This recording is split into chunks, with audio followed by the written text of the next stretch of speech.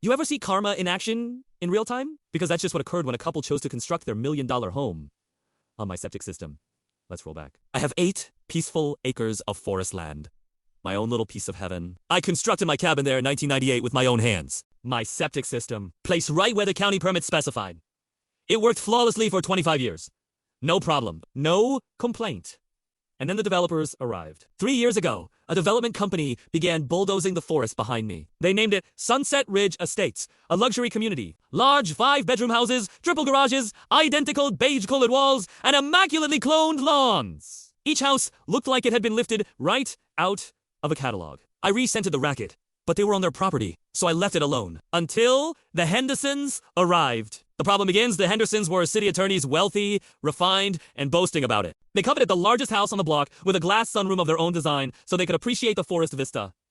That forest vista, naturally, was my backyard. When their contractor began to dig, I detected something amiss. Their orange property stakes defining my property were disregarded. Their footing ran 15 feet past the line directly over my septic drain field. I went out with my official survey map and talked to the foreman. He called his boss, Derek, a fellow with immaculate boots and a new hard hat. I presented the survey. He hardly glanced at it. According to our records, all of this is Henderson land, he stated bluntly. I explained that I'd conducted 3 professional surveys, all of which verified the boundary. His answer: "Don't disrupt our timetable. I, therefore, called Mrs. Henderson." She replied, in that tone, only people who feel entitled reserve the one that has a smile and an insult mixed into one. "Our survey of our developer is official," she replied. "I'm sure that your little cabin survey is adorable. But we've come too far to quit now. Perhaps we can reimburse you for the trouble." Reimburse me for developing on my property. I gave her 1 week to halt construction, or I would sue. She laughed. Do what you must. Our attorneys are excellent. And so they continued to build. The foundation went in.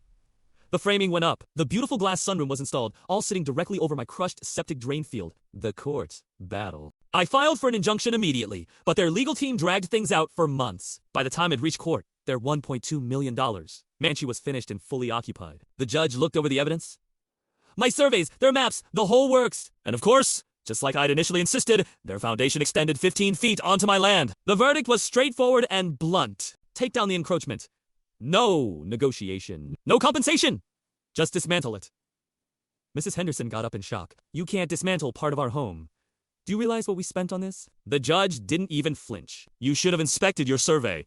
Karma strikes back, and then the ultimate twist, revenge of nature. A few weeks later, my septic system was backed up. Raw sewage began bubbling in the ground directly beneath their gaudy glass sunroom. The pressure of their foundation had destroyed my pipes. Totally. I hired an inspector. The inspection report read plain as day. The whole drain field was devastated. I requested emergency repairs,